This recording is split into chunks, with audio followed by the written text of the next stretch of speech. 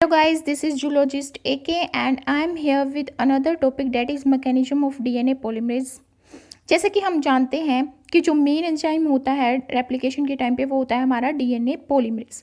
तो यहाँ पे हम ये स्टडी करेंगे कि डीएनए पॉलीमरेज कैसे कैटालिटिक एक्टिविटी करता है, कैसे वो ग्रिप करता है हमारे टेम्पलेट और प्राइमर स्ट्रैंड को, क्योंकि जब तक वो ग्रिप नहीं करेगा तब तक न्यू जो डीऑक्सी न्यूक्लियोटाइड ट्राइफॉस्फेट ग्रुप होंगे, जो डीएनटीपीज होंगे, वो ऐड नहीं होंगे। फिर ये कैसे प्रूफ रीडिंग मैकेनिज्म कंसिस्ट करता है और कैसे ये एक्सोन्यूक्लियस एक्टिविटी करता है। तो मेन जो हमारा एंजाइम है वो डीएनए पॉलीमरेज है। तो रेप्लिकेशन को अच्छे से समझने के लिए हमें क्या समझना होगा कि क्या एक्चुअल मैकेनिज्म है डीएनए पॉलीमरेज का। So let's begin. So in this topic I will discuss all these 4 points. Let us come on our first point, that is how does this DNA polymerase catalyze the DNA synthesis. Or we can say that how does this DNA polymerase accomplish this। accomplished का मतलब क्या होता है, जब हम किसी M को achieve कर लेते हैं। सेम ये डीएनए पॉलीमरेज कैसे अकम्प्लिश करता है, इसकी कैटालिटिक फ्लेक्सिबिलिटी। यहाँ पे कैटालिटिक फ्लेक्सिबिलिटी ही क्यों बोला गया है, क्योंकि जो डीएनए पॉलीमरेज है वो किसी एक पर्टिकुलर सीक्वेंस को आइडेंटिफाई नहीं करता या किसी पर्टिकुलर डीएनटीपी को आइडेंटिफाई नहीं करता। यहाँ पे तो 4 डीएनटीपीज हैं, एटीपीज है, यहाँ पे तो 4 डीएनटीपीज हैं, लाइक एटीपीज, डीसीटीपी, डीजीटीपी और डीटीटीपी। तो यहाँ पे 4 डीटीपीज हैं, तो उनको डिटेक्ट करने के लिए फ्लेक्सिबिलिटी होनी चाहिए डीएनए पॉलीमरेज की कैटालिटिक सब यूनिट में। So let us understand this. तो पहले इस डायग्राम को समझने से पहले हम समझते हैं जर्नल मैकेनिज्म कि डीएनए पॉलीमरेज ऐसा कैसे करता है। वो ऐसा करता है एक्सप्लॉइट करके आइडेंटिकल ज्योमेट्री, किसकी, बेसिस की। जैसे यहाँ पे क्या बेस होंगे, जब बेस पेयरिंग होगी, कंप्लीमेंट्री बेस पेयरिंग, तो किसके बीच में होगी, या तो एडिनिन और थाइमिन के बीच में 2 हाइड्रोजन बेस बॉन्ड फॉर्म होंगे, या फिर क्वानिन और साइटोसिन के बीच में 3 हाइड्रोजन बॉन्ड फॉर्म होकर बेस पेयरिंग होगी। तो इनका जो स्ट्रक्चर है वो आइडेंटिकल है। एक सिंगल रिंग एरोमेटिक स्ट्रक्चर है, एक डबल रिंग एरोमेटिक स्ट्रक्चर है, पर मोर और लेस आइडेंटिकल है। तो यहाँ पे जैसे कि हम जानते हैं कि जो डीएनए हेलिक्स जब फॉर्म होता है, डीएनए हेलिक्स जब फॉर्म होता है तो डीएनए हेलिक्स इस बात पे डिपेंड नहीं करता कि कौन सा सीक्वेंस प्रेजेंट है। हमने आज तक ये नहीं स्टडी किया कि भाई जब डीएनए हेलिक्स फॉर्म हो रहा है तो वो टी को ही आइडेंटिफाई करेगा या टी को ही आइडेंटिफाई करके हेलिक्स फॉर्म होगा। तो वो सीक्वेंस इंडिपेंडेंट मैकेनिज्म होता है जो डबल हेलिक्स फॉर्मेशन होती है डीएनए में। तो जो डीएनए पॉलीमरेज है वो मॉनिटर करता है एबिलिटी किसकी, इनकमिंग न्यूक्लियोटाइड की, कि क्या एबिलिटी कि वो एटी बेस पेयर फॉर्म करेगा या फिर जीसी बेस पेयर फॉर्म करेगा। तो जब अगर कोई एग्जैक्ट न्यूक्लियोटाइड नहीं आता है, अगर एग्जैक्ट डीएनटीपी नहीं आता है, तो वो क्या कर देता है, उसको बॉन्ड फॉर्म नहीं करता, उसको करेक्ट ये आइडेंटिफाई करता है कि भाई इन करेक्ट बेस पेयरिंग हो रही है, जिसकी वजह से जो न्यूक्लियोटाइड एडिशन का रेट है वो लोअर हो जाता है, क्योंकि जो कैटालिटिक सब यूनिट है वो अनफेवरेबल अलाइनमेंट नहीं करती। और अनफेवरेबल अलाइनमेंट क्या होगी, जैसे ए बेस पेयर, जैसे टी बेस पेयर, जैसे सी बेस पेयर, जी बेस पेयर, तो ये अलाइनमेंट नहीं होगी, इसलिए यहाँ पे करेक्ट बेस पेयरिंग होती है। तो इसको क्या बोलते हैं, इसको बोलते हैं काइनेटिक प्रूफ रीडिंग। ये किसका एग्जाम्पल होता है, काइनेटिक प्रूफ रीडिंग का। कि काइनेटिक प्रूफ रीडिंग ही क्यों, क्योंकि ये एक ऐसा मैकेनिज्म है जिसमें जो एंजाइम होता है वो एक रिएक्शन कैटालाइज करता है। जैसे यहाँ पे एक रिएक्शन कैटालाइज कर रहा है कि वो बेस पेयर को बाइंड कर रहा है, और वो ये कैसे करता है, बहुत सारे सबस्ट्रेट का यूज़ करके। यहाँ पे बहुत सारे सबस्ट्रेट हैं, DATP है, CTP है, GTP है और TTP है। तो ये बहुत सारे सबस्ट्रेट का यूज़ करके क्या करता है, कैटालाइज करता है इस मैकेनिज्म, और कैटालाइसिस रिएक्शन करता है।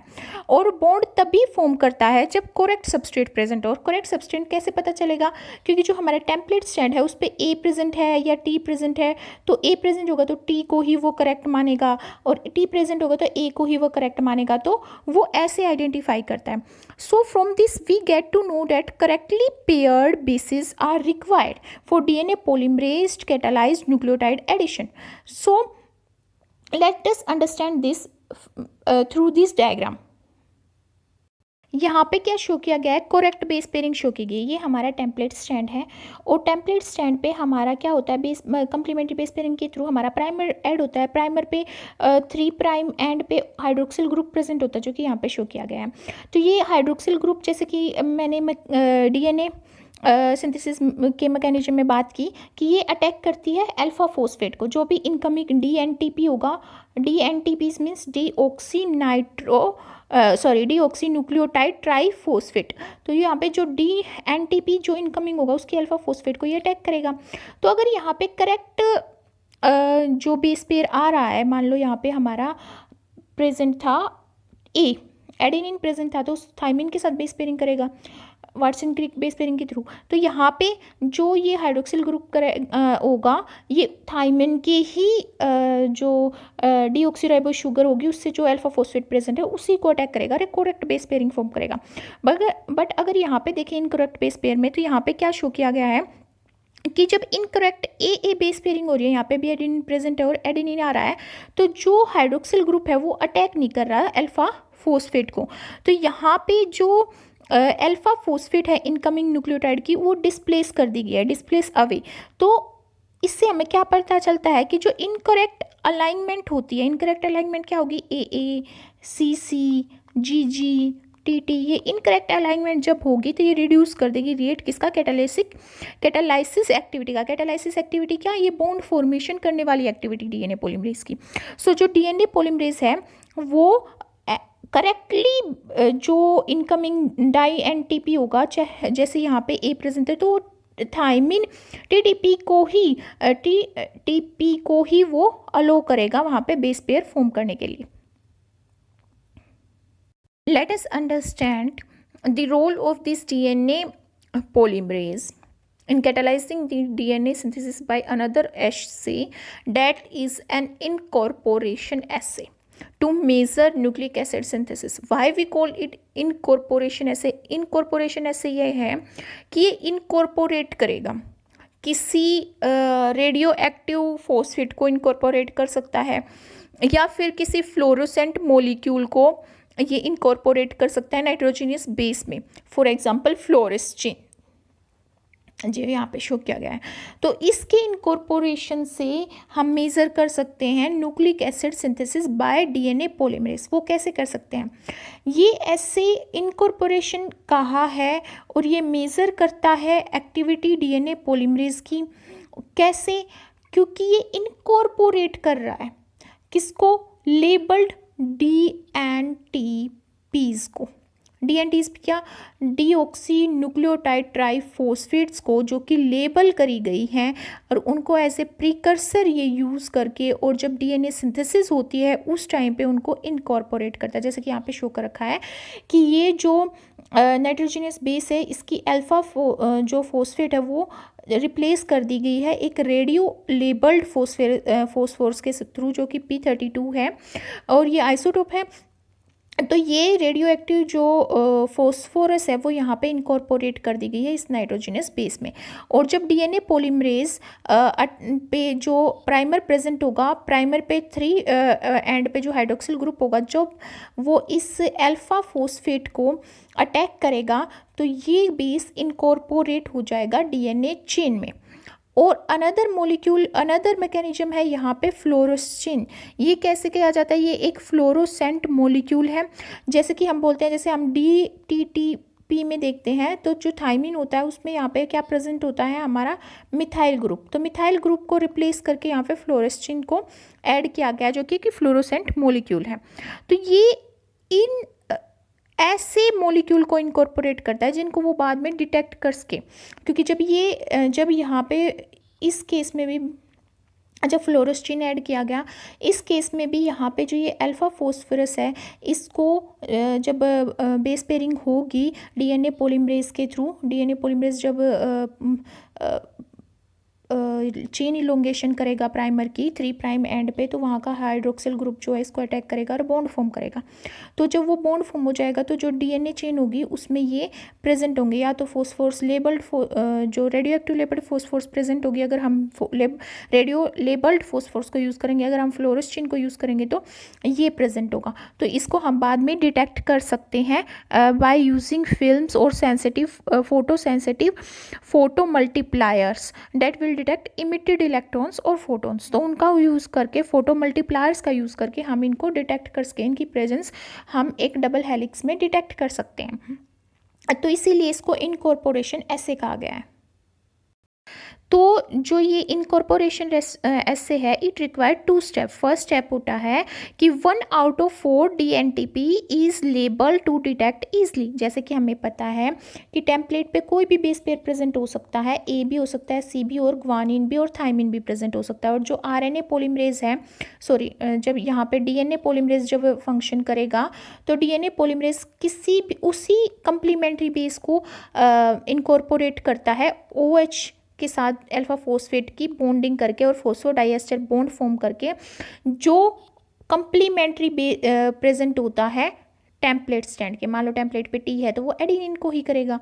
तो हम चारों बेसिस को यहाँ पे रेडियो एक्टिव लेबल नहीं कर सकते। अगर हम ऐसा कर देते तो डिटेक्शन टफ हो जाता है। तो फर्स्ट स्टेप यहाँ पे क्या है कि आउट ऑफ 4 जो हमारे TTP है, मान लो CTP है, GTP है और ATP है, तो इन 4 में से किसी एक को ही हमें रेडियो एक्टिव लेबल करना होगा फॉर इजी डिटेक्शन। स्टेप है कि जो resulting polymerase must be separated from unincorporated polymerase. ये कैसे होगा? अगर हम DNA की बात करें तो ये अकम्प्लिश किया जाता है 2 वेज में। फर्स्ट होता है जो DNA पॉलीमरेज रिएक्शन जब पास होती है, कैन पास थ्रू यहाँ पे जैसे हमारा लेबल DNTP ऐड कर दिया, फिर DNA पॉलीमरेज उसको लेबल कर मतलब चेन में ऐड कर देगा। फिर उसको डिटेक्ट कैसे करेंगे कि भाई ये अनइनकॉर्पोरेटेड है या कॉर्पोरेटेड है? तो वो डिटेक्ट किया जाएगा जब हम DNA जो पॉलीमरेज रिएक्शन उसको पास करेंगे पॉजिटिवली चार्ज फिल्टर के साथ, और उस फिल्टर में क्या होगी, हाई कंसंट्रेशन प्रेजेंट होगी, सॉल्ट कंसंट्रेशन प्रेजेंट होगी।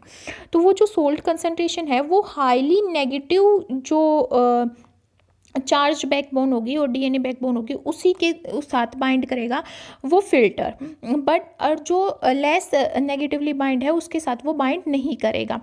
तो हम उनको सेपरेट आउट कर सकते हैं कि कौन सी इनकॉर्पोरेटेड है, कौन सी नहीं है।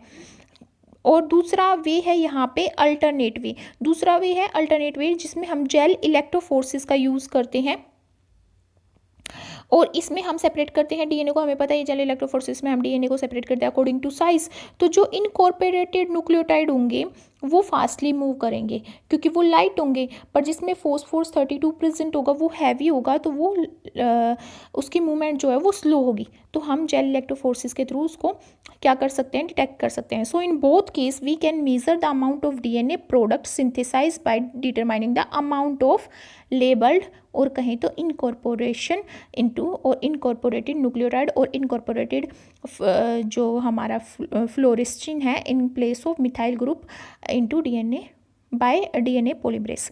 कि DNA पॉलीमरेज इनकॉर्पोरेट कर रहा है उन बेसिस को जो रेडियो लेबल्ड किए गए हैं या जो लेबल किए गए हैं, इसलिए इसको इनकॉर्पोरेटेड ऐसे बोला गया है।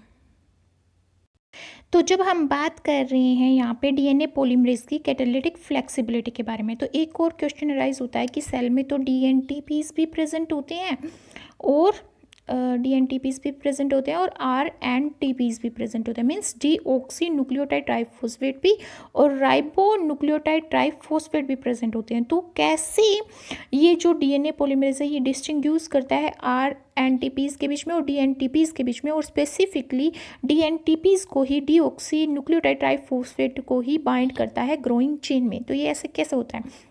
ये होता है स्टेरिक एक्सक्लूजन की वजह से। और ये स्टेरिक एक्सक्लूजन किसका करता है? आर एन टी पीज़ का। और ये कैसे होता है? डीएनए पॉलीमरेज की एक्टिव साइट की वजह से, क्योंकि डीएनए पॉलीमरेज की एक्टिव साइट जो कि यहाँ पे ब्लू कलर में शो की गई है, इसमें डिस्क्रिमिनेटर अमाइनो एसिड प्रेजेंट होते हैं। कुछ स्पेसिफिक अमाइनो एसिड प्रेजेंट होते हैं जो वेंडल वॉल कॉन्ट्रैक्ट करते हैं शुगर रिंग के साथ। जैसे कि हमें पता है राइबोज में और डीऑक्सीराइबो में ये फ़र्क होता है कि जो डीऑक्सीराइबोज होती है उसकी सेकेंड जो कार्बन होता है वहाँ पे हाइड्रोक्सिल ग्रुप प्रेजेंट होता है, पर जो ये हमारा स्ट्रक्चर जो है वो राइबोज का है, और डीऑक्सीराइबोज में यहाँ पे हाइड्रोजन प्रेजेंट होता है, ना कि हाइड्रोक्सिल ग्रुप। तो जो ये डिस्क्रिमिनेटर अमाइनो एसिड हैं, ये वेंडर वॉल कॉन्टैक्ट करते हैं और वेंडर वॉल इंट्रैक्शन करते हैं इन शुगर रिंग के साथ। ये यहाँ पे जो शो किया गया है, यहाँ पे शो किया गया है रेड कलर में राइबोज शुगर। तो यहाँ पे जो रेड कलर में ये 2 सेकंड कार्बन पे हाइड्रोक्सिल ग्रुप शो किया गया है। तो ये इस शुगर रिंग के साथ क्या कर लेते हैं? वेंडरवाल इंट्रैक्शन करते हैं। ये अमाइनो एसिड जो कि यहाँ पे ब्लू रीजन में जो कैटालिटिक सेंटर प्रेजेंट होता है डीएनए पॉलीमरेज का, उसमें प्रेजेंट होते हैं। अगर हम इन अमाइनो एसिड को चेंज कर देंगे, मान लो कि ये जो अमाइनो एसिड इनको हम स्मॉलर चेन वाले अमाइनो एसिड के साथ चेंज कर दो, फॉर एग्जांपल ग्लूटामेट को यहाँ पे एलानिन के साथ चेंज कर दिया गया, मतलब ग्लूटामेट की प्लेस पे एलानिन यहाँ पे बाइंड कर दिया गया है कैटालिटिक सब यूनिट में और एक्टिव साइट पे डीएनए पॉलीमरेज की। तो ये जो डीएनए पॉलीमरेज है, इसका जो डिस्क्रिमिनेटर इफेक्ट है बिटवीन डीएनटीपीज एंड आर एनटीपीज, ये बहुत ही कम हो जाएगा और वो डिस्क्रिमिनेट नहीं कर पाएगा इन दोनों के बीच में। तो अगर किसी न्यूक्लियोटाइड में वो सारी रिक्वायरमेंट प्रेजेंट हैं जो डिटेक्ट करता है डीएनए पॉलीमरेज उसको इनकॉर्पोरेट करने के लिए चेन में, अगर वो सारी रिक्वायरमेंट प्रेजेंट तो उसको बाइंड कर देगा। पर अगर किसी भी न्यूक्लियोटाइड में वो सारी रिक्वायरमेंट प्रेजेंट नहीं है या थोड़ी भी प्रेजेंट है, तो तभी जो डीएनए पॉलीमरेज है वो उसको इनकॉर्पोरेट कर देगा। बट वहीं पे जो इलोंगेशन हो रही है न्यू स्ट्रैंड की, वो क्या हो जाएगा? रुक जाएगा और टर्मिनेशन हो जाएगा रेप्लिकेशन का। तो यही प्रिंसिपल यूज़ किया जाता है कुछ ड्रग्स बनाने में, जो ड्रग्स कैंसर की ट्रीटमेंट या फिर वायरल इन्फेक्शन की ट्रीटमेंट में यूज़ की जाती है। जैसे कि हमें पता है कि भाई बहुत सारे वायरल जो जीनोम होते हैं वो हमारे होस्ट ऑर्गेनिज्म के जीनोम के साथ इनको इंटीग्रेट करके वो क्या करते हैं? रेप्लिकेशन करते हैं। तो अगर वहीं पे टर्मिनेशन हो जाएगी तो रेप्लिकेट नहीं कर पाएंगे। ऐसे ही कैंसर के केस में होता है कि कैंसर सेल जो होती है उनमें क्या होता है? डिवीजन कॉन्टीन्यूसली होता है, माइटोसिस कॉन्टीन्यूसली होता रहता है, रुकता नहीं है। तो वहाँ पे ऐसी ड्रग्स इन जो हैं दी जाती हैं, जिन ड्रग्स की ऐसी कैपेबिलिटी होती है कि वो जो न्यूक्लियोटाइड को भी जो डीएनए पॉलीमरेज ऐड करेगा वो सारी रिक्वायरमेंट फुलफिल नहीं कर पाएगी। इस वजह से चेन इलोंगेशन जो है वहीं पे टर्मिनेट हो जाएगी। तो ये प्रिंसिपल यूज़ किया जाता है। So from this we get to know that these steric exclusion prevent DNA polymerase from using RNTP and so जो DNA polymerase है वो किसको यूज़ करता है? DNTPs को। Let us understand this from this diagram कि कैसे ये स्टेरिक एक्सक्लूजन होता है। यहाँ जो ये फर्स्ट डायग्राम इसमें क्या शो किया गया, जब correctly base paired DNTP incorporate की जाती है यहाँ पे, जैसे ये थायमिन यहाँ पे थायमिन बेस पेयर यहाँ पे ऐड किया गया है जो कि करेक्ट बेस पेयर है। तो यहाँ पे जो डीएनए पॉलीमरेज जब करेक्ट डीएनटीपी को ऐड करता है तो वो जो प्राइमर का हाइड्रोक्सिल ग्रुप है वो अटैक कर जाता है अल्फा फोस्फेट को और बॉन्ड बना लेता है। और जो यहाँ पे हाइड्रोक्सिल ग्रुप है और अल्फा फोस्फेट है इनकमिंग डीएनटीपी का, वो क्लोज प्रॉक्सिमिटी में होते हैं। बट जब यहाँ पे इनकरेक्ट बेस पेयर ऐड होता है जिसमें भाई हमारी राइबोज शुगर प्रेजेंट है, जिसमें हमारी सेकंड पोजीशन पे हाइड्रोक्सिल ग्रुप प्रेजेंट है जो कि रेड कलर में शो किया गया है। तो जो डिस्क्रिमिनेटर अमाइनो एसिड है इस ब्लू रीजन में जो कि यहाँ पे और यहाँ पे शो किया गया है, तो वो क्या करेंगे? डिस्क्रिमिनेट करेंगे। वो कहाँ पे प्रेजेंट होते हैं? बाइंडिंग पॉकेट में प्रेजेंट होते हैं हमारे डीएनए पॉलीमरेज की, और वो क्या करते हैं? स्टेरिक एक्सक्लूजन करते हैं, जिसकी वजह से वो क्या करेंगे? जो यहाँ पे तो वो उसके साथ बॉन्ड फॉर्म कर देंगे, पर उसके बाद जब इनकमिंग न्यूक्लियोटाइड आएगा, जैसे कि यहाँ पे जब बाइंड हो रहा है 3 प्राइम एंड का जो हाइड्रोक्सिल ग्रुप जो बाइंड हो रहा है उसको वो डिस्प्लेस कर देंगे। मीन्स इसकी वजह से जो अल्फा फोस्फेट है वो डिस्प्लेस कर दी जाएगी 3 प्राइम एंड पे जो प्राइमर पे प्रेजेंट है हाइड्रोक्सिल ग्रुप उससे, मीन्स यहाँ पे तो हाइड्रोक्सिल ग्रुप और अल्फा फॉस्फेट क्लोज प्रोक्सिमिटी में प्रेजेंट है क्योंकि करेक्ट बेस पेयरिंग हो रही है, पर यहाँ पे इनकरेक्ट हो रही है। तो स्टेरिक एक्सक्लूजन की वजह से जो ये अल्फा फॉस्फेट है ये डिस्प्लेस हो रही है। So in this case the incorrectly aligned alpha phosphate with this 3' prime OH group will reduce the rate of catalysis of DNA polymerase. So in this I'm done with this topic, I'm done with this point that how does DNA polymerase catalyze the DNA synthesis. वो distinguish करता है DNTP को और RNTPs को, और हम detect कर सकते हैं डीएनए पॉलीमरेज की कैटालाइजिक एक्टिविटी को बाय इनकॉर्पोरेशन एसे के थ्रू। और जो फर्स्ट हमने स्टडी किया कि करेक्ट जो न्यूक्लियोटाइड बेस पेयर उनको ऐड करता है डीएनए पॉलीमरेज काइनेटिक एक्सक्लूजन और काइनेटिक प्रूफ रीडिंग मैकेनिज्म को यूज़ करके, काइनेटिक प्रूफ रीडिंग मैकेनिज्म का यूज़ करके। So this was about the catalytic और catalytic activity of DNA polymerase in the synthesis of DNA. Let us understand next point, that is gripping of primer template junction by DNA polymerase. As we are studying about mechanism of DNA polymerase, so in this जो हमारा DNA polymerase है उसका structure हमारे hand की तरह resemble करता है। तो और वो हैंड जो है वो ऐसा लगता है जैसे कि वो ग्रिप कर रहा है किसको, प्राइमर टेम्पलेट जंक्शन को।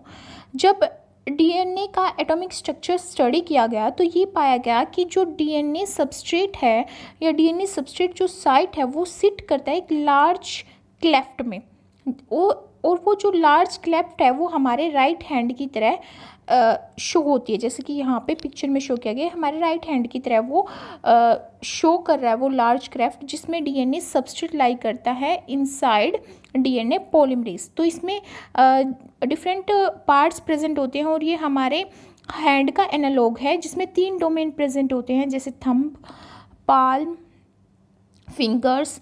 ये 3 डोमेन हैं जो इस डीएनए पॉलीमरेज के स्ट्रक्चर में लाई करते हैं, जो कि हमारे हैंड को एनालॉग करता है। जब इसकी स्टडी की गई, एटॉमिक स्ट्रक्चर की स्टडी की गई, तो ये पाया गया कि ये हमारे हैंड को एनालॉग करता है।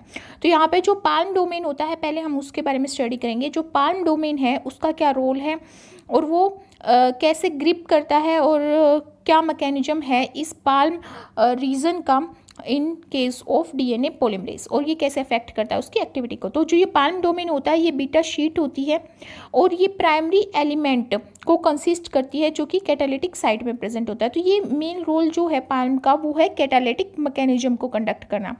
ये जो रीजन होता है कैटालिटिक, जो पाल्म वाला रीजन होता है उसमें 2 मेटल आयन प्रेजेंट होती हैं, डाइमेटल मेटल आयंस।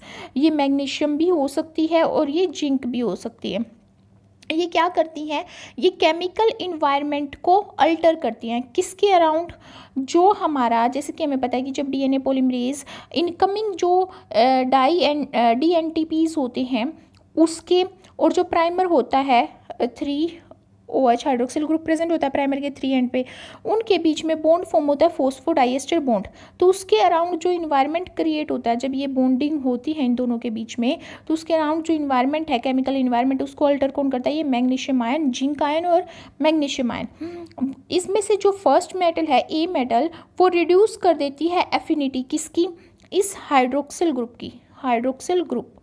की जो कि किस पे प्रेजेंट होता है 3 प्राइम एंड पे प्राइमर के, किसके बीच में, प्रोक्सीमेटली ऑक्सीजन की और हाइड्रोजन की प्रोक्सीमिटी, जो हाइड्रोजन और ऑक्सीजन का जो बॉन्ड है इसके बीच की जो प्रोक्सीमिटी है इसको कम कर देता है, रिड्यूस कर देता है। इसकी एफिनिटी मीन्स ऑक्सीजन की एफिनिटी टुवार्ड्स हाइड्रोजन रिड्यूस हो जाती है, जिसकी वजह से ऑक्सीजन रिमूव कर देता है हाइड्रोजन को। हाइड्रोजन क्या हो जाती है, रिमूव हो जाती है। तो हाइड्रोजन पे क्या आ गया, नेगेटिव आयन आ गया। तो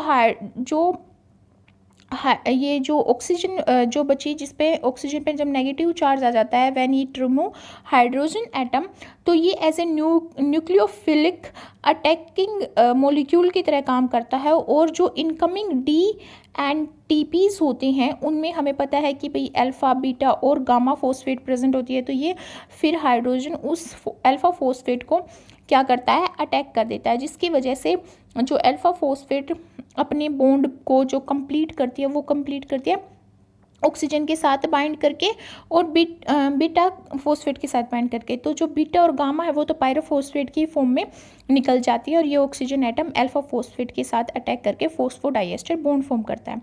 और यहाँ पे जो सेकेंड मेटल होती है वो कोऑर्डिनेट करती है नेगेटिव चार्ज किसका, जो यहाँ पे पायरोफॉस्फेट निकली है, बीटा फॉस्फेट और गामा फॉस्फेट जो निकली है उन पे जो नेगेटिव चार्ज है उसको ये स्टेबलाइज करेगा, कोऑर्डिनेट करेगा। कौन, सेकेंड मेटल आयन।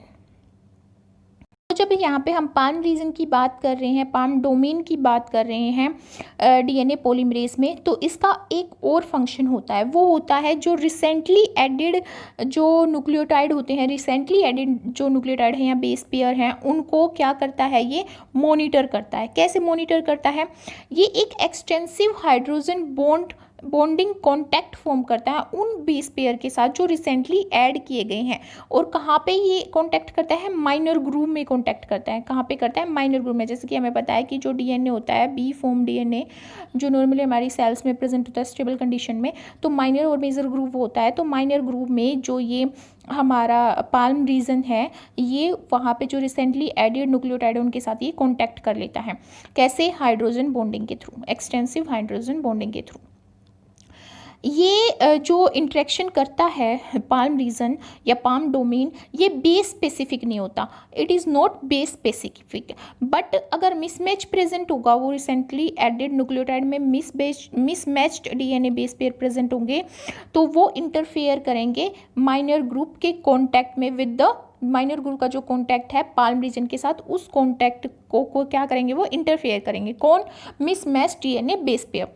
इस वजह से क्या हो जाएगा, जो कैटालिटिक एक्टिविटी है वो स्लो हो जाएगी। और इसकी वजह से क्या होगा, जो कैटालिटिक एक्टिविटी स्लो होने की वजह से और ये एफिनिटी रिड्यूस होने की वजह से जो न्यूली सिंथेसाइज्ड डीएनए है वो रिलीज कर देगा किसको, प्राइमर को।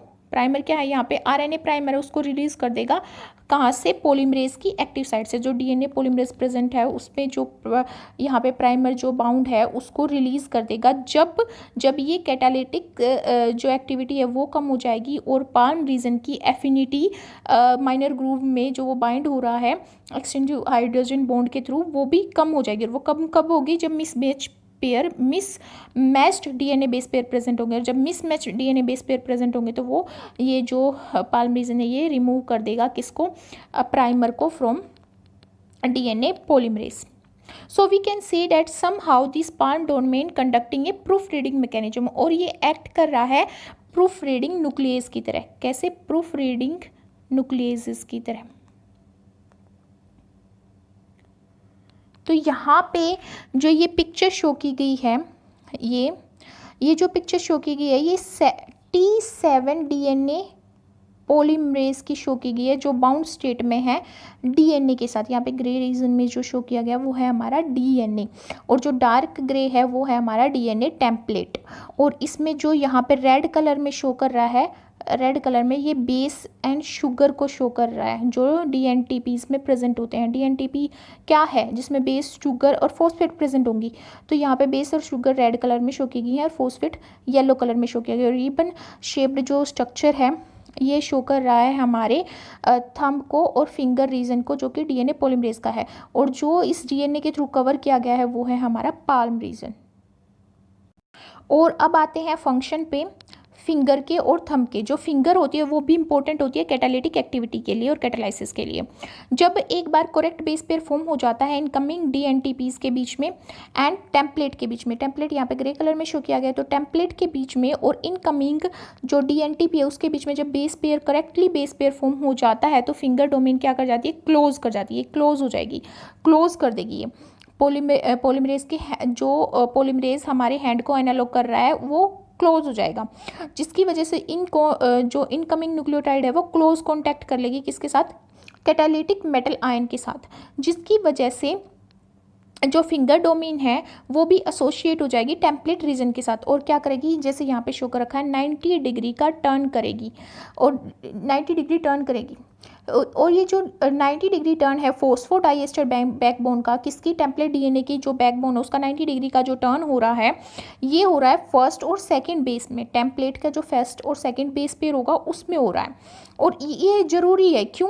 क्योंकि ये क्या करता है, कन्फ्यूज़न अवॉइड करता है कि कौन सा बेस जो नेक्स्ट इनकमिंग डीएनटीपी होगा उसके साथ कंप्लीमेंट्री बेस पेयरिंग के थ्रू बेस पेयरिंग करेगा और हेलिक्स फॉर्म करेगा और डबल स्ट्रैंडेड डीएनए फॉर्म करेगा।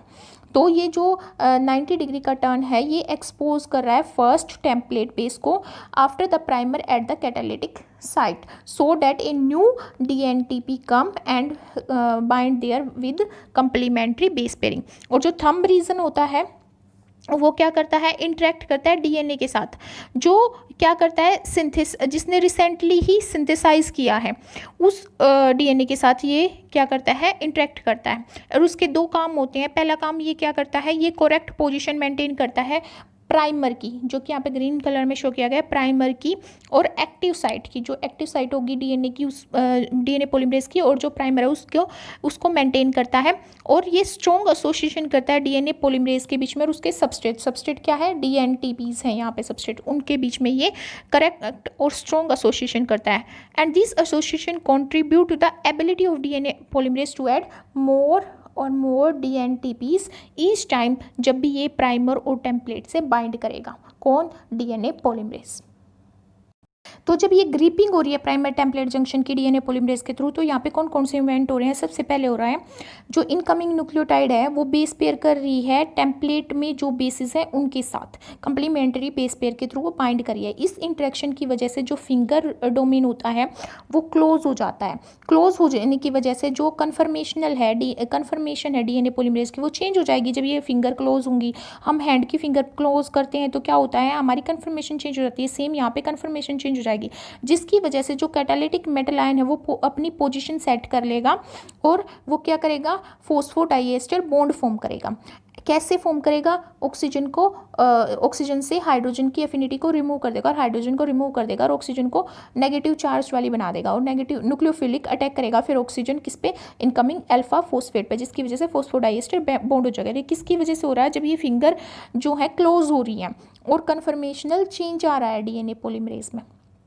और जब ये फॉस्फोडाइएस्टर बॉन्ड हो जाता है और अटैचमेंट हो जाती है बेस पेयर की उन प्राइमर के न्यूक्लियोटाइड के साथ, तो ये रीओपन करता है दोबारा से इसको फिंगर्स को, जिसकी वजह से जो प्राइमर और टेम्पलेट कॉम्प्लेक्स है वो वन बेस पेयर आगे मूव कर जाता है, जिसकी वजह से फिर दोबारा से जो पॉलीमरेज है वो रेडी हो जाता है ताकि नेक्स्ट साइकिल हो, नेक्स्ट डीएनटीपी आए और दोबारा से ये साइकिल चले।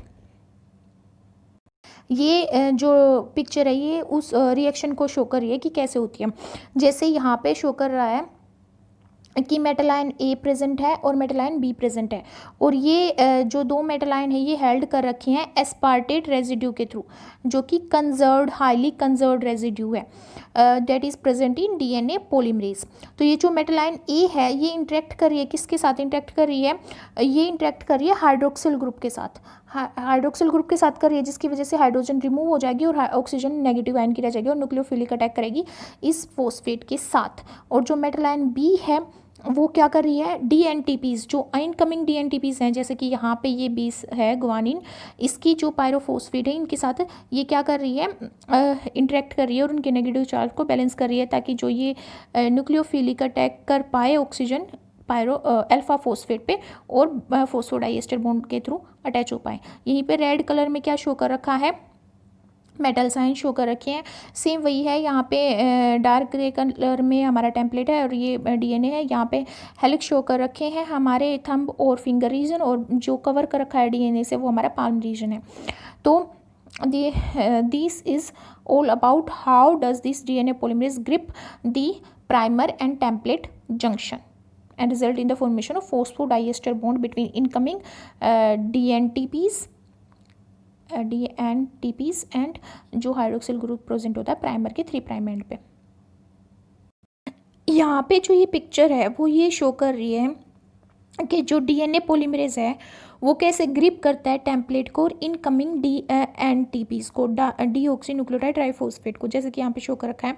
ये जो स्ट्रक्चर है लाइट ग्रीन कलर में ये शो कर रहा है ओ हेलिक्स। ओ हेलिक्स क्या है यहाँ पे, फिंगर डोमेन। क्या है, फिंगर डोमेन है, जो मेनली क्या करता है, कैटालिटिक एक्टिविटी करता है, जिसके बारे में अभी हमने स्टडी किया।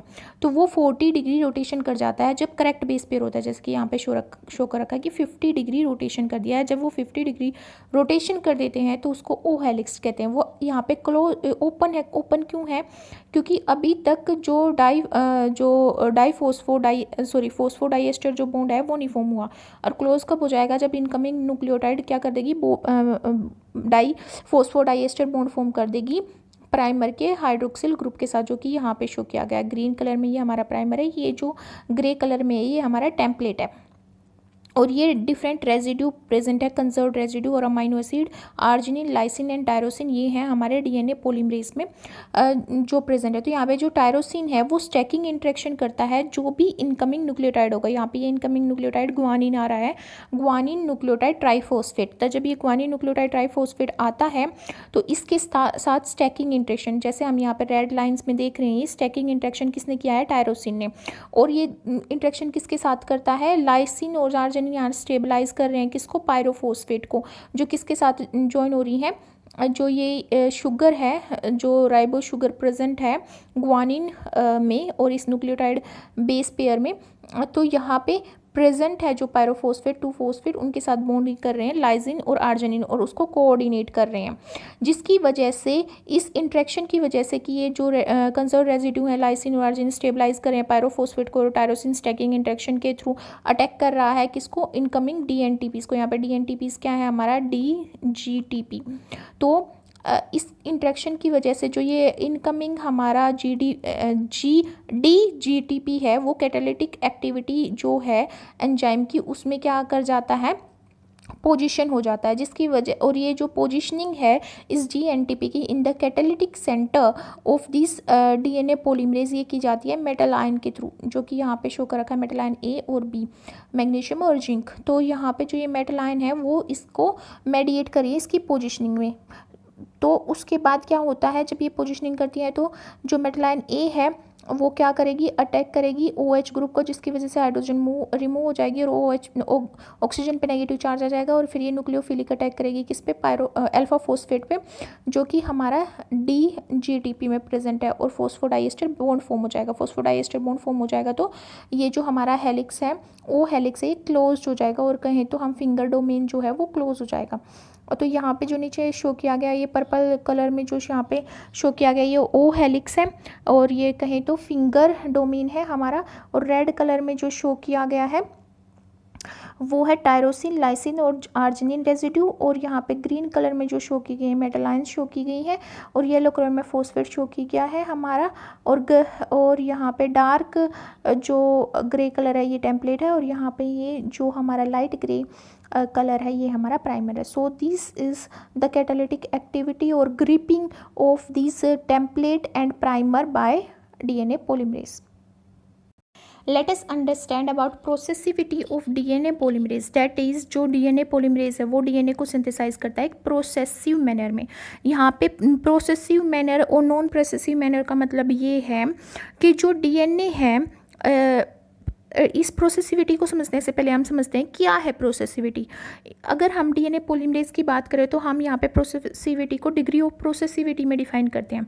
डिग्री ऑफ प्रोसेसिविटी का मतलब होता है average number of nucleotide that is added by the enzyme each time when the enzyme bind to primer template complex। मतलब कि जितनी बार जो डीएनए पॉलीमरेज है वो प्राइमर और टेम्पलेट कॉम्प्लेक्स के साथ बाइंड करता है उतने टाइम वो कितने एवरेज नंबर ऑफ न्यूक्लियोटाइड को बाइंड कर रहा है, इसको हम बोल रहे हैं डीएनए पॉलीमरेज की प्रोसेसिविटी और डिग्री ऑफ प्रोसेसिविटी। तो जब डीएनए पॉलीमरेज प्रोसेसिव होता है तो वो अबाउट 1000 न्यूक्लियोटाइड पर सेकेंड ऐड करता है, जब भी वो किससे बाइंड करता है, यहाँ पे शो किया गया ग्रीन कलर में प्राइमर और ग्रे कलर में टेम्पलेट। तो ये क्या है हमारा प्राइमर टेम्पलेट जंक्शन, और इस पे ये जो ग्रीन कलर में बाउंड हो रहा है ये एक लेफ्ट की फॉर्म में, ये है डीएनए पॉलीमरेज। तो जब भी ये डीएनए पॉलीमरेज इस प्राइमर और टेम्पलेट जंक्शन से बाइंड करेगा तो वो अबाउट 1000 न्यूक्लियोटाइड पर सेकंड ऐड करेगा। यहाँ पे शो किया गया है ये रेडिश कलर में कि बहुत सारे न्यूक्लियोटाइड वो एक टाइम पे ऐड कर रहा है। तो इसका मतलब क्या है कि वो प्रोसेसिव पॉलीमरेज है। तो यहाँ पे प्रोसेसिविटी अप्रोक्स 1000 न्यूक्लियोटाइड पर सेकंड होती है। और अगर एंजाइम नॉन प्रोसेसिव है तो वो एक टाइम पे एक बेस पेयर को ऐड करता है पर सेकंड के हिसाब से। तो इस वजह से उसको क्या कहा गया है, नॉन प्रोसेसिव। जैसे कि यहाँ पे देख रहे हैं कि एक ही न्यूक्लियोटाइड जो है ऐड की गई है नॉन प्रोसेसिव एंजाइम के थ्रू। तो ये प्रोसेसिविटी कैसे इंक्रीज होती है डीएनए पॉलीमरेज के केस में। यहाँ पे जो ये जो प्रॉपर्टी है डीएनए पॉलीमरेज की, ये होती है डीएनए पॉलीमरेज की नॉन सीक्वेंस स्पेसिफिक मैनर में बाइंडिंग करने की वजह से। मीन्स जो डीएनए पॉलीमरेज है वो फॉस्फेट बैकबोन, जो कि टेम्पलेट फॉस्फेट बैकबोन और जो प्राइमर की फॉस्फेट बैकबोन प्रेजेंट है उससे वो बाइंड करता है नॉन सीक्वेंस स्पेसिफिक मैनर में। इसका मतलब ये है कि वो किसी पर्टिकुलर सीक्वेंस को आइडेंटिफाई करके बाइंड नहीं कर रहा है। तो यहाँ पे जो थंब रीजन बाइंड होता है बैकबोन से वो होता है इलेक्ट्रोस्टैटिक इंटरेक्शन के थ्रू। किसके थ्रू? इलेक्ट्रोस्टैटिक इंटरेक्शन के थ्रू। और जो यहाँ पे जैसे हमने पहले भी स्टडी किया कि जो पाल्म डोमेन है, पाल्म डोमेन वो बाइंड करता है माइनर ग्रूव में एक्सटेंसिव हाइड्रोजन बॉन्डिंग के थ्रू। तो जब डीएनए मॉलिक्यूल को स्लाइड करना होता है, क्योंकि प्रोसेसिविटी के लिए तो स्लाइड करना पड़ेगा डीएनए मॉलिक्यूल को, क्योंकि स्लाइड नहीं करेगा तो वो ज़्यादा अमाउंट में डी एनटीपीज को बाइंड नहीं कर पाएगा। तो इस वजह से जब वो स्लाइड करता है तो स्लाइड कैसे करता है, ये जो इलेक्ट्रोस्टैटिक इंटरेक्शन है थंब रीजन के थ्रू ये तो मेंटेन रहता है, पर जो माइनर ग्रुप का हाइड्रोजन बॉन्डिंग जो एक्सटेंसिव हाइड्रोजन बॉन्डिंग के थ्रू माइनर ग्रुप से इंटरेक्शन है वो टूटता है, फिर जुड़ता है, फिर टूटता है, फिर जुड़ता है। इसकी वजह से वो स्लाइडिंग कर पाता है और ज़्यादा से ज़्यादा न्यूक्लियोटाइड को ऐड कर पाता है। इसी वजह से इसको प्रोसेसिव डीएनए पॉलीमरेज बोला गया है। और ये जो डीएनए का सिंथेसाइज करता है ये प्रोसेसिव मैनर में करता है। और यहाँ पे हमने 1000 न्यूक्लियोटाइड पर सेकंड ही क्यों काउंट किया, क्योंकि यहाँ पे जो डीएनए पॉलीमरेज है वो लोकेट करता है प्राइमर और टेम्पलेट जंक्शन को 1 सेकेंड के अंदर, इसलिए हम यहाँ पे पर सेकेंड काउंट कर रहे हैं कि कितनी 1 सेकेंड में कितने न्यूक्लियोटाइड ऐड कर रहा है। ये प्रोसेसिव एंजाइम दिखा रखा है, ये नॉन प्रोसेसिव जिसमें एक ही न्यूक्लियोटाइड ऐड किया गया है, क्योंकि जितनी ज़्यादा प्रोसेसिविटी होगी उतने ही ज़्यादा न्यूक्लियोटाइड बाइंड किए जाएंगे। Understand about the exonuclease activity of DNA polymerase. Exonuclease activity कोई क्यों स्टडी कर रहे हैं, एंडो को क्यों नहीं कर रहे? क्योंकि एक्सोन्यूक्लियस एक्टिविटी मैंने पहले भी बात की है कि वो एंड पे कट करती है किसी भी न्यूक्लियोटाइड चेन को, चेन पे वो किसी भी बेस पेयर को एंड पे कट करती है। तो जब डीएनए की सिंथेसिस होती है तो ये जो एक्सोन्यूक्लियस एक्टिविटी है ये 3 प्राइम एंड पे जब भी कोई रोंग बेस पेयर और मिसमैच्ड बेस पेयर प्रेजेंट होता है उसी को कट कर देती है। तो कम चांस होते हैं कि जो चेन सिंथेसाइज हुई उसमें इंटरनली जो बेस पेयर वो रोंग बेस पेयर प्रेजेंट होंगे। तो इसलिए जो एंडोन्यूक्लियस एक्टिविटी है वो कम होती है और ज़्यादा जो एंजाइम है वो एक्सोन्यूक्लियस एक्टिविटी ही करते हैं। तो पहले ही एक्सोन्यूक्लियस एक्टिविटी हो जाती है तो बहुत कम चांस रह जाते हैं कि उसमें कुछ लेसन्स क्रिएट होंगे in case of DNA chain that is synthesized in recently with by DNA polymerase. तो यहाँ पे हम जो स्टडी कर रहे हैं वो कर रहे हैं कि भाई कैसे ये एक्सोन्यूक्लियस एक्टिविटी होने के लिए क्या होना चाहिए। तो यहाँ पे बेस पेयर रोंगली मैच होने चाहिए, तो वो कैसे रोंग होंगे? टोटोमेरिक शिफ्ट शो किया गया है यहाँ की। टोटोमेरिक शिफ्ट की वजह से भी होता है, थायमिन डाइमर की वजह से होता है, बहुत सारे मैकेनिज्म होते हैं, बट यहाँ पे टोटोमेरिक शिफ्ट शो किया गया है पिक्चर में, जिसमें क्या हो रहा है, टोटोमेरिक शिफ्ट एक ऐसा मैकेनिज्म होता है जिसमें जो हाइड्रोजन एटम प्रेजेंट होता है ना मॉलिक्यूल के ऊपर, उसकी लोकेशन चेंज हो जाती है। जैसे कि हम यहाँ पे देख रहे हैं कीटोग्वानिन में यहाँ पे डबल बेस पेयर के थ्रू बाइंड कर रहा है कार्बन ऑक्सीजन से, पर यहाँ पे डबल बेस जो कार्बन के बीच में है वो यहाँ पे नाइट्रोजन और कार्बन के बीच में है और वो सिंगल बॉन्ड से वो कार्बन हाइड्रोजन को बाउंड कर रहा है। तो यहाँ पे हाइड्रोजन क्या है, जो नाइट्रोजन पे बाउंड होगी वो हाइड्रोजन किस पे बाउंड हो गई है, अब यहाँ पे ऑक्सीजन पे बाउंड हो गई है। इनोल फॉर्म में, और यहाँ पे कीटो फॉर्म में वो नाइट्रोजन पे प्रेजेंट है। तो यहाँ पे क्या चेंज हो रही है, हाइड्रोजन बॉन्ड की पोजीशन या फिर हाइड्रोजन की पोजीशन चेंज हो रही है। इस वजह से इसको हम टोटोमेरिक शिफ्ट बोलते हैं। और इस टोटोमेरिक शिफ्ट की वजह से जो कीटोग्वानिन है वो इनोल ग्वानिन में चेंज हो गया। तो जो हमारा नॉर्मल कीटोग्वानिन होता है वो आइडेंटिफाई करता है साइटोसिन को, उसके साथ 3 हाइड्रोजन बॉन्ड के through cytosine guanine base pair form हो जाता है, जो कि करेक्ट बेस पेयर है वास्टर्न क्रिक बेस पेयरिंग के थ्रू। बट अकॉर्डिंग तो बट जब ये टोटोमेरिक शिफ्ट की वजह से एनोल ग्वानिन फॉर्म हो जाता है, तो जो एनोल ग्वानिन है वो डिटेक्ट करता है थाइमिडिन को, जो कि इनकरेक्ट बेस पेयर है। तो जब यहाँ पे हमारा प्राइमर पे यहाँ पे हमारा प्रेजेंट हो, इनोल ग्वानिन प्रेजेंट हो मान लो, तो वो क्या करेगा, थाइमिडीन को करेगा, या फिर थाइमिडीन प्रेजेंट होगा तो वो इनोल ग्वानिन के साथ बेस पेयरिंग करेगा। तो वहाँ पे क्या होगी, इनकरेक्ट बेस पेयरिंग होगी। तो जब ये मिस मैच्ड और miss paired base pair present होंगे 3 प्राइम एंड पे, तो वहाँ पे क्या होता है, रोंग 3 प्राइम हाइड्रोक्सिल ग्रुप प्रेजेंट होते हैं, जिसकी वजह से ये एक मैकेनिज्म को क्या करते हैं, इनिशिएट करते हैं। वो होता है एक्सोन्यूक्लियस एक्टिव साइट फॉर्म होने लग जाती है, ताकि एक्सोन्यूक्लियस एक्टिविटी कंडक्ट हो उसके वहाँ पे। वो क्या करेगी, मैच्ड न्यूक्लियोटाइड को रिमूव करेगी। वो कैसे करती है, क्योंकि जब भी मिसमैच न्यूक्लियोटाइड फॉर्म होते हैं तो कुछ 2-3 बेस पेयर जो प्राइमर पे फॉर्म नहीं हो पाते, और जो प्राइमर है वो सिंगल स्टैंडर्ड रह जाता है। क्योंकि जब भी मिसमैच्ड बेस पेयर फॉर्म होते हैं तो कैटालिटिक एक्टिविटी रुक जाती है और स्लो डाउन हो जाती है, जिसकी जैसे जो प्राइमर का 3' एंड है और 3' एंड है जिसपे हाइड्रोक्सिल ग्रुप प्रेजेंट है, वहाँ पे कुछ जो प्राइमर के बेस पेयर में सिंगल स्टैंडर्ड रह जाते हैं। इस वजह से वहाँ पे एक्सोन्यूक्लियस एक्टिविटी होती है, और जो रोंग बेस पेयर है उसको वो कट डाउन कर देता है एंड से। किसके एंड से, प्राइमर के एंड से। 3 प्राइम एंड पे वो प्राइमर के कट कर देता है, और इसलिए इसको एक्सोन्यूक्लियस एक्टिविटी करते हैं। और ये एक्सोन्यूक्लियस एक्टिविटी जब हो जाती है, वो रोंग बेस पेयर कट डाउन हो जाता है, फिर यहाँ पे दोबारा से करेक्ट बेस पेयर फॉर्म हो जाता है। और जो पॉलीमराइजेशन रिएक्शन है, पॉलीमराइजेशन का मतलब है चेन इलोंगेशन की रिएक्शन और addition of different DNTPs on 3 prime end of primer. तो वहाँ पे फॉस्फोडाइएस्टर बॉन्ड के बीच थ्रू हाइड्रोक्सिल ग्रुप के बीच में, जो कि 3 प्राइम एंड पे प्रेजेंट है, और DNTPs के अल्फा फॉस्फेट के बीच में नए DNTPs और नंबर ऑफ DNTPs ऐड कर दिए जाएंगे, और चेन पॉलीमराइजेशन दोबारा से रिज्यूम हो जाएगी। Exonuclease activity maximum enzyme conduct करते हैं। जैसे अगर हम प्रोकैरियोट्स की बात करें तो पॉलीमरेज फर्स्ट, सेकंड एंड जो थर्ड पॉलीमरेज होता है वो 3 prime to 5 prime exonuclease activity क्या करते हैं, शो करते हैं। इसीलिए ये 3 प्राइम एंड पे कट डाउन कर रहे हैं, जो कि प्राइमर पे प्रेजेंट है। और अगर हम यूकैरियोट्स की बात करें तो वहाँ पे अल्फा को छोड़ के बाकी सारे जो एंजाइम्स होते हैं, जो हमारा गामा हो गया, एप्सिलॉन हो गया, तो ये सारे जो हमारे एंजाइम हैं इन केस ऑफ यूकैरियोट्स वो भी 3 prime to 5 prime exonuclease activity show करते हैं। पर अल्फा की नहीं होती, क्योंकि वो प्राइमर सिंथेसिस करता है और उसकी कोई एक्सोन्यूक्लियस एक्टिविटी नहीं होती। तो जो ये जो चांस होता है रेप्लिकेशन में मोस्टली एरर कंडक्ट करने का, वो अबाउट 10⁻10 में एक बेस पेयर जो रोंग बेस पेयर प्रेजेंट होता है रेप्लिकेशन में, तो वहाँ पे जो इनकरेक्ट बेस पेयर होने के बहुत कम चांसेस होते हैं।